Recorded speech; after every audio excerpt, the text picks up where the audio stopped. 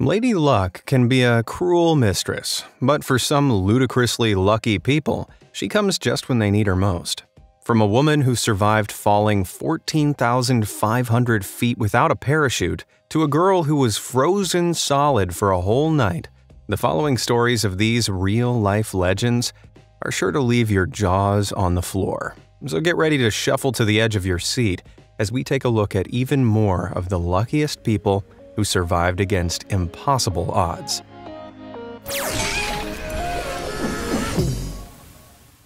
Tree Terror. There's nothing more relaxing than chilling out by the pool with a good book, right? Well, back in July 2020, one mother from Georgia found out it can be anything but relaxing. She was casually reading and watching her kids play in the pool when suddenly her son started shouting to her.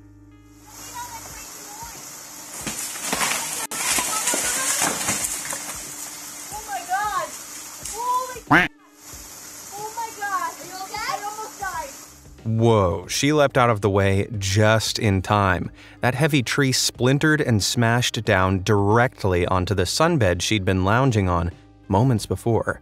If she'd reacted a single second later, they'd have needed an adult-sized spatula to get her off that sunbed. Kudos to that kid for the warning.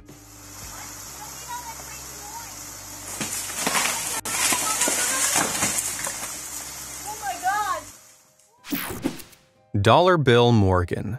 There's bad luck, there's good luck, and then there's Bill Morgan. Back in 1998, this 36-year-old Australian truck driver was involved in a brutal accident that nearly cost him his life. He survived, but after being rushed to the hospital, he was given a drug that triggered an allergic reaction and sent him into cardiac arrest. His heart stopped for a full 14 minutes. But miraculously, doctors managed to revive him. But sadly, he was completely comatose. For 12 long days, Bill's family waited for any sign of life. Then, just when they were preparing for the worst, Bill woke up. Following a complete recovery, he got engaged to his girlfriend, netted a new job, and later, on a whim, bought a scratch card. Amazingly, he won a car worth 17,000 Australian dollars. Word of Bill's incredible turn of luck got around, and he was asked to reenact his win for Channel 9 News. So he bought another scratch card, the cameras started rolling, and then this happened. I just won 250,000. I'm not joking. You're not, are you? Really? I just won 250,000. Bill won the jackpot of 250,000 Australian dollars live on air. Rocky. Now that's what I call a twist of fate. Now, I can't improve your luck, I'm afraid, but I can give you a jackpot of amazing knowledge. Go ahead and hit those like and subscribe buttons down below, and you'll never miss out on amazing stories like Bill's again. Now, what have we got next? Frozen solid. The U.S. state of Minnesota is famous for its numbingly cold winters. However, back in the December of 1980, 19-year-old Jean Hilliard had no idea she was about to prove just how cold they could get, in the most unbelievable way possible. Jean was driving home one evening when she hit a ditch and got stuck.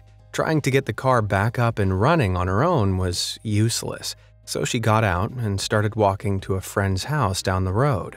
But Jean hadn't dressed for the cold, and temperatures that night hit a bitter low of -20 degrees Fahrenheit. She walked for 2 grueling miles until finally reaching her destination. Only once there, she tripped over.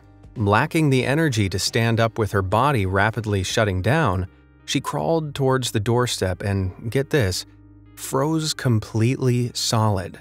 6 hours later, her friend, Wally Nelson, opened the door to find what looked like a very lifelike ice sculpture of Jean in his yard. At first, he didn't think she was alive, but then he saw a few bubbles coming out of her nose. Somehow, she was still breathing. He quickly got her to a hospital, but her condition perplexed all the doctors there. Her eyes didn't respond to light, and her body didn't register on a thermometer because it was that cold. They couldn't even get an IV drip into her arm. The needles kept snapping on her hard skin. With no idea what else to do, They put heat pads along her body and waited. A few hours passed and somehow, miraculously, Jean opened her eyes. Another few hours and, to her parents' delight, she could talk coherently. So how did she escape being literally frozen solid with no permanent damage? Well, it's possible that this was a case of extreme hypothermia. And though there's no real data on it, there are dozens of cases just like Jean's. When a person's body cools down below freezing temperatures, their blood flow slows, and their body requires less oxygen, like a kind of hibernation. One doctor has theorized that when a frozen person is warmed back up and their blood flow increases at the same rate as their temperature rises, they can recover. This may well have been what saved Jean's life. Either that or she's the real-life Elsa, and this was just the first manifestation of her ice powers. Crazily, both theories seem just as likely. Fire ant freefall. Skydiving is the kind of thing I've always wanted to do, but never had the guts to actually go through with. But North Carolinian Joan Murray had no such problem. Back in 1999, Joan had already completed an impressive 35 jumps. So, as she stood in the plane 14,500 feet in the air and prepared for her 36th jump, she wasn't nervous. She wasn't even nervous when she opened the plane doors, leapt straight out, and started free-falling down to earth at 120 miles per hour. However, when she tried to pull her parachute, something happened that made her very nervous. It wouldn't come out. Refusing to panic, Joan reached for the reserve chute and tugged hard. With relief, she felt it leap from her bag, expand out, and jerk her into a slow descent. But then she started spinning in a circle, tangling the chute's cords in a knot behind her. No matter how hard she tried to pull against the force, she only spiraled faster and faster, losing all control. It was no good.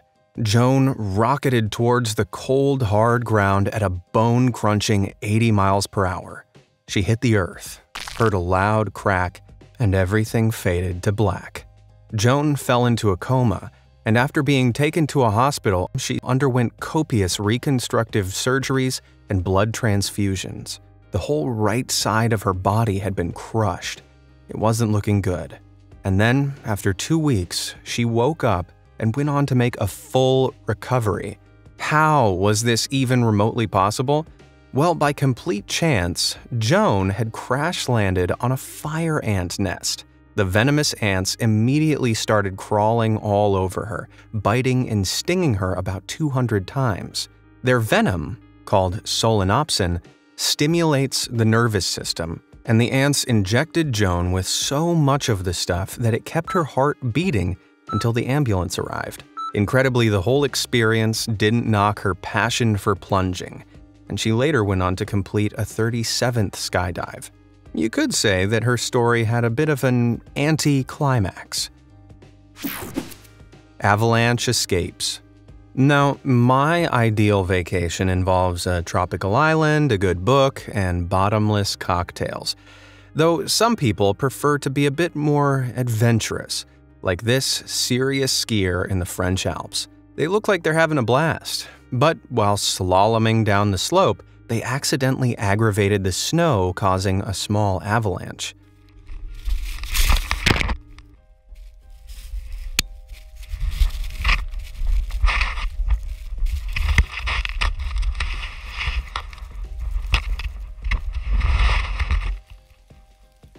Oh, I'd have panicked so bad, but this guy didn't even let go of his GoPro despite a nasty bump with a tree. After crashing to the ground and riding the snowslide down, luckily he slowed and came to a stop. But often avalanches like this carry such momentum that anyone caught up in them is whisked to the bottom and buried. And this is a danger one group of friends found out the hard way. While riding snowmobiles in the Uinta Mountains, Utah, the group suddenly felt a massive rumble. Sure enough, a huge avalanche was crashing towards them. Thinking they were far enough away from it, one of them started filming. Their friend at the base of the mountain raced off out of frame and escaped, but the cameraman underestimated just how far the avalanche would go. You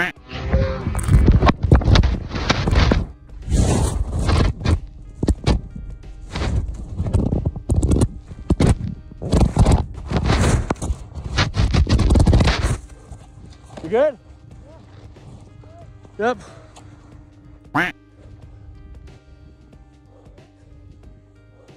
Yep, you good? I'm out. The super scary footage shows them getting completely buried under the freezing snow. With a lot of wriggling and kicking though, they eventually freed themselves and lived to tell the tale. And while that's cause for comfort, I think I'll stick to my book and bottomless cocktails, thanks. Bathtub joyride. Being caught in a storm can be a pretty terrifying experience. Usually you're safe inside your house unless you live somewhere prone to tornadoes. Back in 2017, 75-year-old Charlesetta Williams and her son, Ricky, were watching TV in their home in Marion County, Texas, when they heard the loud ruckus of an approaching storm. And in Marion County, storms mean tornadoes. Expecting the worst, Ricky led his mom upstairs to the bathroom and helped her into the tub before climbing in himself. A bathtub is actually one of the best places you can go in a storm if you don't have a bunker, because they're heavy and firmly anchored to the water pipes. At least, that's the theory. Within minutes, there was a loud, thunderous roar as the storm hit the house and ripped straight through it. The roof of the house was suddenly torn off, and Ricky and Charlesetta held on for dear life. The whole porcelain tub shook violently. Then, unbelievably, it was wrenched from the floor and picked up above the wreckage of their house. They rose higher and higher, spinning around in the air alongside bits of roof and furniture. Then the tub flipped over, and they were flung down onto the ground. Miraculously, they both landed with only a few cuts and bruises, even though their house was a pile of rubble. Now that's a crazy story, no matter how you spin it. Stephen Callahan can. If there's one thing worse than being caught in a storm on land, it's being caught in a storm at sea. Back in 1981, experienced sailor Stephen Callahan set sail from Rhode Island, US, and was en route to Antigua when one night the weather got wild. During the chaos, Stephen's small boat hit what he thought was a whale and started to sink. Thinking quick, Stephen blew up his 6-foot-wide inflatable life raft, but he needed supplies if he was to survive out in the middle of the ocean. As his boat sank below the surface, Stephen dived underwater and was able to grab a spear gun, an emergency kit, navigation charts, and a few other essentials. Then he pulled himself onto the raft and drifted away across the lonely expanse of the Atlantic Ocean. Forced to go wherever the waves took him, Stephen was sent westward. He made drinking water from solar stills he'd salvaged from the boat, which used the sun's heat to evaporate and distill salt water, and ate rations from the emergency kit. These didn't last long though, and when they ran out, Stephen was forced to use his spear gun to catch fish and birds to eat. Out of desperation, he even ate barnacles. Every day that went by brought another challenge. He faced shark attacks, raft punctures, lost a whole third of his body weight, and at points he felt like he couldn't go on. But he never gave up. Using his experience at sea and sheer determination, Stephen survived on his own in his tiny inflatable raft for 75 days. Then, on the 76th, he was finally spotted and brought to shore by some fishermen off the coast of Marie Galante. Almost 3 months since his brutal ordeal began, Stephen was saved. How long do you think you'd last? Never mind 3 months, I'd give myself 3 minutes before I'd start crying like a baby. Tire terror. Some people hate driving down highways. I can see why. They're loud, busy, and often stressful. Whatever your opinion, we can all agree that having a huge tire randomly smash through the ceiling of your car would make the experience significantly worse. And one Brit, while driving down the busy M6 in England, got exactly that. He'd been driving as normal when a truck heading in the opposite direction lost one of its tires. It hurtled across the road, clipped off the central barrier, and smashed straight through the windshield of his car. But it didn't just smash the window, it ripped through the entire roof, tearing it straight off before getting lodged in the back seat. Extraordinarily, it somehow missed the driver, despite hitting pretty much everything else, and he still managed to pull over and stop the car safely. The luckiest part, though, is that just hours before, the driver's young child had been begging to come with him and would have been sitting right where the tire ended up. In what was possibly the best decision he'd ever made, the father said no. Man, I need to get the number of this guy's guardian angel. Boulder Dash. The coastal city of Keelung, Taiwan is famously surrounded by tall mountains. Most of the time, they're incredibly scenic and boast some seriously gorgeous views. But on August 31, 2013, Mother Nature turned them into one heck of a weapon. A driver was heading down one of the mountainside roads when suddenly he was hit by a torrent of debris that came rolling down in a landslide, pushing his car off to the side. Then, a huge boulder slammed down after it, exactly where the car would have been had it not just been pushed. And the way it just teetered there before settling back down again, it gives me shivers just watching it. Don't worry though, nobody was hurt. The journey just got off to a very rocky start. Screw this. When I was a kid, I always wanted a treehouse, but we never had a tree that was suitable for building one in. After hearing about this next kid's experience, though, I'm pretty glad I never got one. Several years ago, Darius Foreman was building a treehouse in Maryland, US, when he slipped and fell headfirst from one of the branches, right onto a board with a great big screw jutting out of it. His parents rushed outside and called an ambulance. Defying all odds, he was alive, albeit with a plank attached to his head.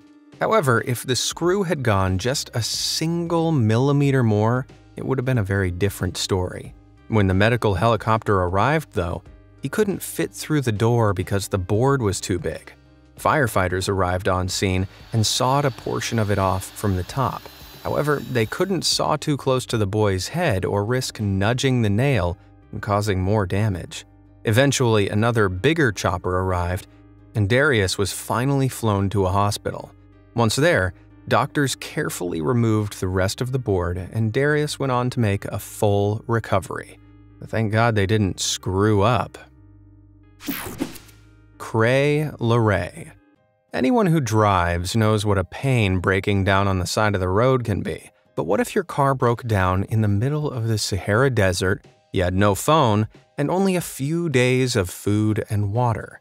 This wasn't a hypothetical question, but a stark reality Emile Larray had to face back in 1993. This adventurous French electrician had decided to take his trusty Citroën 2 CV out exploring across Morocco. When a military blockade barred him from heading the way he wanted to go, Emile took his car off-road and decided to go around the blockade rather than turning back. Big mistake. For a short while, the tough little vehicle withstood the harsh desert landscape. Then, Emile hit a stone, hard, and everything groaned to an unrepairable standstill. Though he had some basic knowledge of the area, Emile was unsure where the nearest village was, and it was too far to hike. So instead of panicking, he came up with a crazy plan. Using his engineering skills, he'd transform his broken car into a motorbike. Emile went into survival mode, eating less, drinking less, and focusing purely on the task at hand. First, he removed the shell of the car and used it as a base to store things in. Then, using pieces of it as makeshift tools, he pulled off bits of his car, bent thinner parts, drilled holes using pieces of metal, and salvaged screws, and slowly but surely built something resembling a bike. He worked through intense heat and even raging sandstorms, which he was forced to shelter from in the car's shell. After 12 arduous days, Just as he was on his last drops of water, Emil finished his makeshift vehicle. He climbed aboard, hit the gas, and with immense relief rode back across the barren sands towards civilization.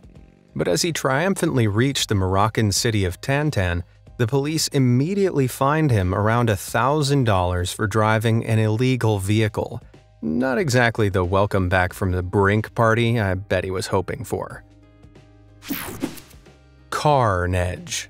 While Emil Array is a pro at creating vehicles, it seems there are a lot more people out there that are pros at destroying them. Take this Australian driver, for example, who didn't properly secure his load of corrugated metal to the back of his truck before setting off. After braking a little too hard, the metal sheet smashed his back window and ran through the entire left-hand side of the vehicle. This guy is so lucky he was in a right-hand drive car, or these photos would look like they belong in an episode of CSI. It's spine-chilling just to think about it. But if you're scared of heights, I've got something even more freaky for you. This picture was taken back in 2006, just outside of Hurricane City, Utah, on State Highway 59. Seems like a fairly standard road accident, right? However, if I zoom out a bit, you'll see it's anything but. For a start, the truck was going so fast it not only smashed through the guardrail and off the road, but launched up in the air and flipped 180 degrees.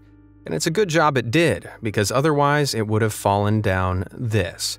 Yep, the driver in that truck vaulted at high speed right over a huge gaping chasm and onto the other side, mere inches away from the stomach-churning drop below. Somehow, both driver and passenger survived with only a few cuts and bruises. I'm not really sure why they call it reckless driving, when the car always ends up wrecked. Sniper survivor. There aren't many situations more dangerous than all-out war, so soldiers are trained to expect life-threatening scenarios and deal with them appropriately.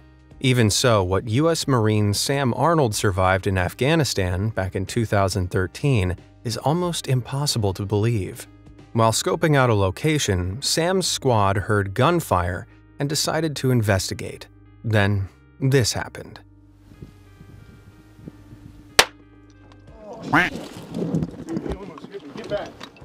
Holy cow. A sniper in the distance fired straight at Sam, with the bullet hitting him square on the helmet.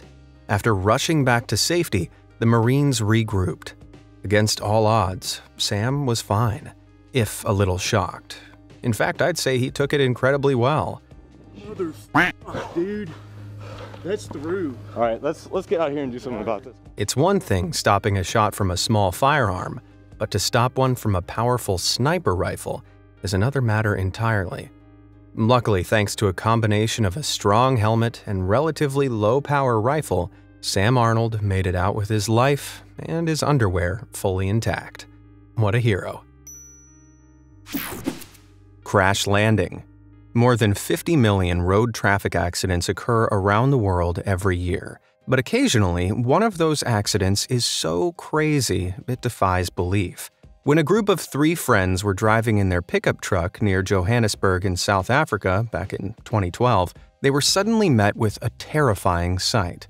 A small aircraft had spun out of control and was diving down in their direction at an alarming speed. Before anyone could react, the plane smashed into the road ahead, burst into flames, and hurtled towards them at a breakneck pace. The driver of the truck, Monica Braganca, hit the brakes hard and closed her eyes. With a deafening crash, the plane's cockpit blasted straight into the front of the truck. The man in the back seat, Tony van Oswegen, was flung hard through the rear window and landed over 30 feet away. The 2 girls in the front desperately forced their way out of the destroyed vehicle's side windows and started running for their lives. The plane looked like it was about to explode, and there was no time to save the 2 people still inside. But then, out of nowhere, a group of men appeared and heroically dashed to the burning plane. By sheer chance, they'd been freeboarding nearby and heard the crash. Clambering atop the smoking cockpit, One of them reached in through the shattered windshield and undid the pilot's seatbelts. With his friend's help, they pulled them free and together managed to escape the wreckage minutes before the whole thing exploded in a torrent of flames. No, this isn't the plot to the next Mission Impossible movie. Despite the lack of Tom Cruise, everybody lived to tell the terrific tale with no serious injuries. Let's just hope there's not a sequel. Turtle Hurdle. The chances of a plane crashing into a car are low, but what are the odds a turtle would come crashing down from the heavens? Well, considering they can't fly, you'd assume 0, right? Well, in Florida, this bizarre phenomenon has happened at least twice. While driving down Interstate 4 in May of 2016, something round suddenly slammed straight into Nicole Biana's windshield, shattering glass all over her. Forced to hit the brakes hard, she came to a screeching stop on the side of the highway. Luckily, she was uninjured. However, when she'd got over the initial shock, she was even more stunned to realize that there was a turtle in the car with her. Fortunately, the surprise passenger was okay too. But wait, there's more. In 2021, it happened again. Only this time, the rapid reptile went straight through the windshield and bonked an elderly lady on the head. Again, thankfully, both parties survived. So what the heck was responsible for the flying turtle attacks? Any guesses? Turns out, the little green fellas had been trying to cross the road when their shells had been nicked by passing cars. The force of the car hitting the shell sent the turtles soaring into the air, only to come crashing back down through people's windscreens. So really, it's a lucky escape for both turtle and human. I can only imagine what must have been going through their scaly little heads. Other than the windscreens, of course. Okay, that's just about all the death-defying escapes that I can handle for now. Which got your heart racing the most? Let me know down in the comments below, and thanks for watching.